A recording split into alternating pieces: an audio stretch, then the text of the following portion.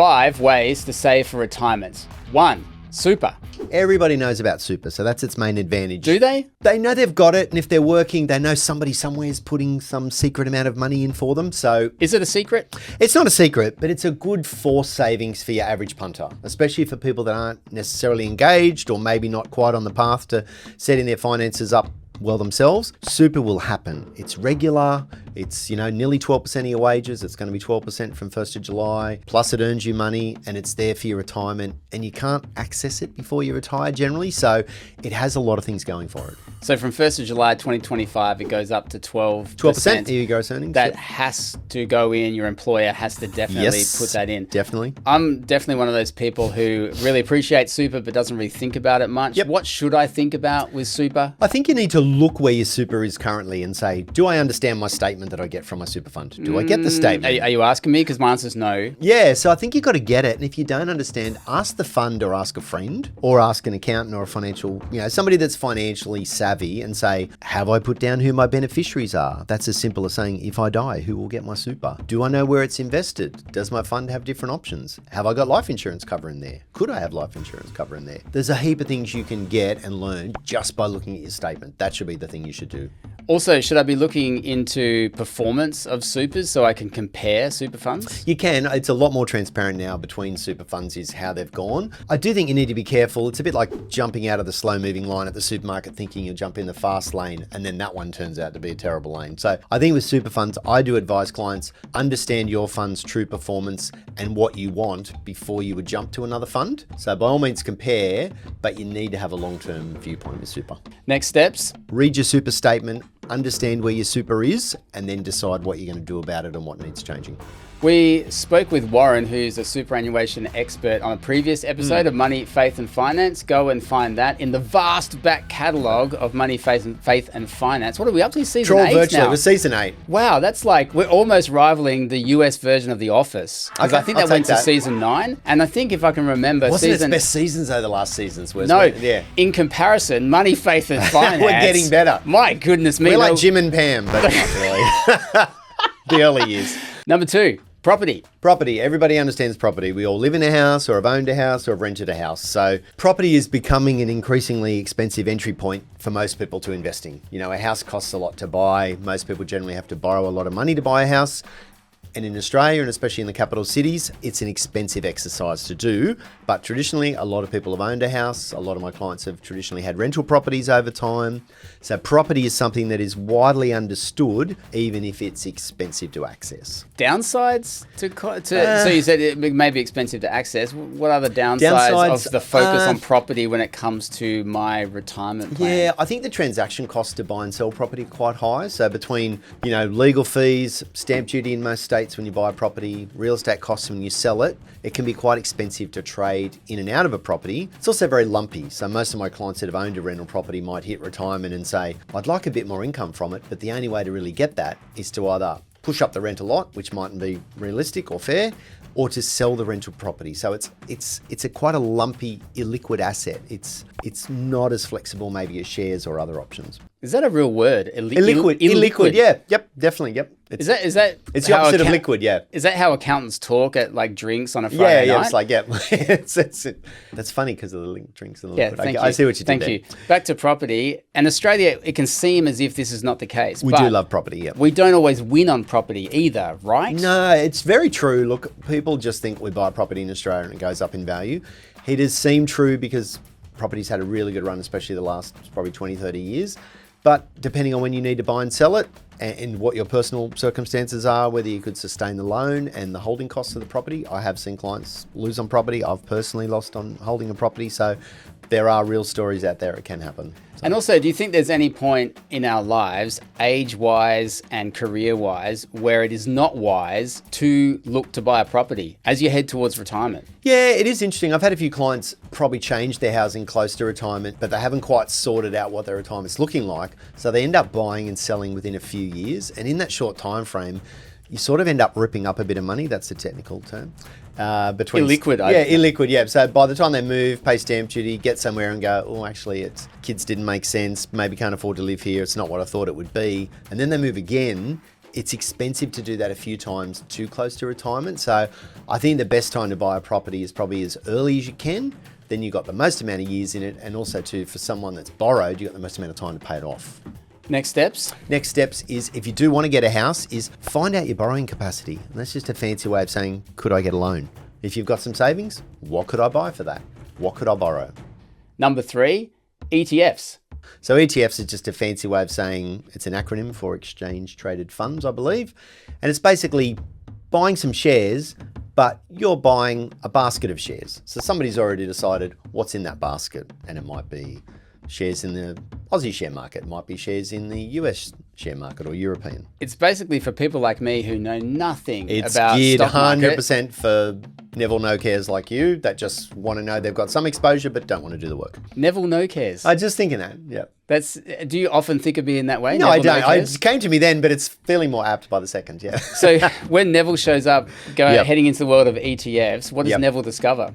I think they find there's a lot of choice. So a little bit like with Super, one of our other options we've talked about is there is a lot of ETFs now and there's a lot of providers. So in the past, when I first started work, people would have a share broker that would be buying and selling shares and giving them recommendations. That's probably fallen by the wayside for your average retail punter now. Most people go and buy their own shares with cheap online platforms that they can do it, or they would buy an ETF. I'm seeing so many more clients buy ETFs to get their starting exposure to the share market. What's the downside? I think the downside is you're probably not fully educating yourself on the market. You are just, in a sense, tracking the market. So You'd just be outsourcing it too, wouldn't you, to somebody else, which you could do with a stockbroker. You could. I think probably the advantage is you don't have to chase as many bits of paper. So you could have, I've got one ETF personally that tracks the ASX 200 and I just get one bit of paper a year. Tells me what to put in my tax return, tells me what distributions they've made, and if I want to sell it, it's one click. So they're good in that the sense that they're easy to transact with, easy to keep track of. I guess the downside is they are probably generally tracking an index, which means they will only do as good as the index they track. They're not going to do any better because the people running these funds are just tracking the index. They're not looking for extra shares to get extra performance. Because how much can you, in the ETF that you're in, how much can you move things around yourself, or you can't? You're basically just signing up to this thing, putting your money in, and it will do what it's going to do. It'll do what it's going to do. So it's a bit set and forget? Yeah, it's a little bit set and forget, which is what some of my clients have liked, especially if they're younger and maybe trying to save up for a house or deciding if they will be able to get a house. They've said, I want something better than the bank or a term deposit. I'm happy to take a little bit of risk, but rather than me pick one share or 2 or 3 shares and hope they're good, I'll have an opinion on the Aussie share market and I'll buy something that takes a basket of shares over the Aussie share. So it's a younger man or woman's game? I think so. A lot of my older clients traditionally have done, they would say, better by buying shares back because they bought them in a day where there was full advice share brokers that would have told them buy CommBank, buy CSL. But that was like really granular, where you were liaising with somebody who really knew what they were doing about all these markets or whatever market, and they're hand picking and selecting with you, and you're following everything, etc., etc. Whereas now in our fast food, instantaneous people world, are very busy, busy lives. I just want an app that will do it for me. Pretty much. And people are saying, would I do better by picking 5 shares myself? Or should I say, I've got to take on the whole Australian share market and I'll buy an index fund that tracks that? ETFs, the return on them, are they higher even than property or super or other ways that we can go about saving for retirement at this stage? As a blanket statement, they do about the same. So I've seen some ETFs that aren't great where they might have invested in, might have been European shares weren't as good over the last couple of years. But then I've seen some that have done better than property.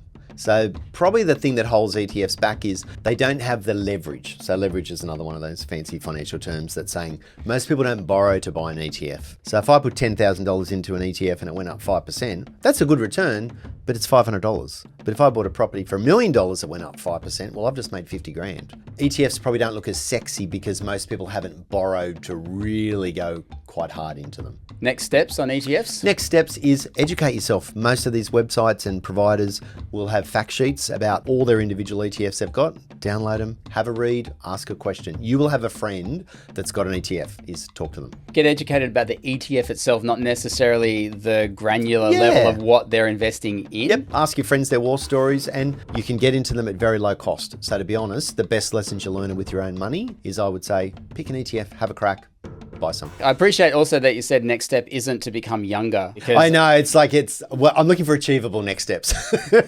number 4, term deposits. So term deposits, it's what we know as, interest-bearing deposits, IBDs, they're sometimes called. IBDs? IBDs, it's probably an old person's way of saying it. Younger people would say term deposits now. It's basically giving some of your deposit to the bank for a term and saying, I won't get it back till the end of the term. So a lot of my older clients traditionally have liked them because they grew up in an era where interest rates were higher. You would earn a really good rate on a term deposit. So you normally got to give the bank a lump sum of money and not come back and ask for it for maybe 6, 12, 18 months. And the bank will pay you a percentage interest rate that is much higher than just leaving it in a normal transaction account. Your old mate over here invested in term deposits, I reckon 10, 20 years ago, something like that, heading towards getting a house deposit, and got a pretty good rate of return then. I think it was 6, 7%, something like that. Seemed pretty reasonable. Got out of that once I took all the money out and put it into a house. Haven't really wanted to return to the world of term deposits in this era of lower and lower interest rate. Well, I know they're rising again now, but they're still relatively low. And I haven't looked around. Have you looked around? What's the average at the moment for a term deposit? Most of my clients were getting 4 to 5% last year. It's probably a bit less now that home loan interest rates have dropped. Generally, term deposit interest rates drop as well. So most of my clients might only get 3 to 4% at the moment. And one of the problems with the term deposit... How much is inflation? Well, inflation's about 3. So if you think about it, I generally say to most of my clients, term deposit's fine, but you need to think of it as, at best, you're just keeping track with inflation. So the earnings might be the same as inflation, but if you put 100 grand in a term deposit today and said, that's my investment for the next 10 years, well, in 10 years' time, you might have earned interest, which kept track with inflation, but your 100 grand is not going to buy what it bought 10 years ago. So the problem is you're not investing in a growth asset. You're just putting your money with the bank saying, give me back that amount of money and give me a return on it along the way. And I take it people wouldn't be putting that much money, 100 grand, let's say, into their super because of tax implications? Because I'm thinking that if you were able to put that much extra into super, you've got a higher potential of yield, don't you? Yeah, and super would, depending on what sort of super investment you had, would probably earn more and you might get a tax deduction on the way through. So most people investing in a term deposit, it's after tax money. It's money they've already paid tax on from their wages or business and they're trying to save up for something. So I see most clients have a term deposit where they are anti the share market or property and want this as a safe alternative, or they're just saving up for something and want a nice safe return while they're doing so. That's one of the best things going for a term deposit: safe, sound, secure. It's lower risk. Generally, most of them are backed by banks. They pay you a bit less return because you're not taking as much risk. So generally, risk and return go together. If you are promised 10% on an investment, it's probably a riskier investment than something paying 2 or 3 or 4. Okay, so that is 4 ways to save for retirement: super, property, ETFs, term deposits. Number 5, side hustles. Side hustle sounds great. Or I sometimes call them people's passion projects. That's a Pete thing? It is a Pete thing. The other thing is... Not as catchy as side hustles though. Sorry, mate. I do like self-funding hobbies. So I've had a few clients where they might say, I do this or I do that. And I go, but you only turned over $10,000. And they said, yeah, but it didn't cost me anything because I spent $10,000. So I think with a side hustle, you've got to work out, is it pure profit and it's just a second wage and I need it to pay the bills? Or is it actually, I'm trying to grow an income stream and I want this to replace my current job or current business? Because I think your mindset does change a little bit. You've got to work out, what do you really want out of it? Do you think a downside of a side hustle, says a guy who's really lazy and can't be bothered doing it, is can't be bothered doing it because it's going to take heaps of extra time, and many of us already working part-time or full-time with all sorts of other stuff going on in life, bolting on a self-funded hobby or a Pete's passion project, how many hours am I going to sink into that? And the return may not actually arise. I think so. Look, the key is in one of the P's is the passion. So people are doing this because they love it. So in a sense, it almost does mean we kind of have financial blinkers on, that we may not see this is that profitable. I'm doing it because I love it. So then it may not be the greatest, best way to be saving for retirement. Yeah, look, it may not. I've said to a few clients, I get that you do this, but let's not pretend it's going to fund your retirement. Just make sure it doesn't send you backwards financially. Might be something you do that's great for your mental health and it's a bit of fun and it's social and ticks a few boxes for you. But those side hustles may not always be something that is going to fund your retirement. I imagine a lot of people are also pursuing them because there is the possibility that it could be that one that takes off. It could be that thing that just goes bananas for you and does become something 100%. That you could retire on. Yeah, 100%. And some people are looking to transition out of their job and they may say, in the world we live in, maybe I need to go and be self-employed. You know, a lot of side hustles are not so much a second job, but something that might be based on more of an ABN type structure. You know, you're a sole trader, you're a separate company, and they do it for a while to see if it takes off. If it takes off, then that becomes their main hustle. Next steps? Think, do I have a passion project? Please don't call it a Pete's passion project, because I don't want to get involved in that. Do I have a side hustle? Do I need a side hustle? And what would I need to give up to do it? Because you're going to have to give up time, and you're going to have to give up some tax if it makes money. Show me the money. Show me the money. I think it's not the quantity of things in your life, it's the quality of things in your life. So it doesn't have to be about how much money you've got and which of the 5 ways to save for retirement did best. It's what you did with them in retirement. It is how you filled your weeks when things were free or cheap that gives us meaning, actually. It's not so much having enough money, because we can't take it with us. I haven't seen a client yet that's been able to tuck their money into their coffin. So to me, it's about the quality of your retirement, not just the quantity. Join us next time on Money, Faith and Finance. Before that, send us some comments wherever you are watching this or listening to this. Love hearing from you. What are your ways of saving for retirement? Or let us know how retirement's going and how you saved for it. Have you got some advice, especially to younger players, about what worked well for you? Or if you had your time again. Work? Yeah, if you had your time again, what didn't work? What mistakes did you make? You learn the most from your mistakes. We'd love to hear all the retirement chat. Also in the Facebook group, Money, Faith and Finance. Be sure to share and subscribe to Money, Faith and Finance. We love getting the word out there about the practical and profound of where money is going on for all of us. I'm Ben McKechnie from Hope Mornings. We'll see you next time.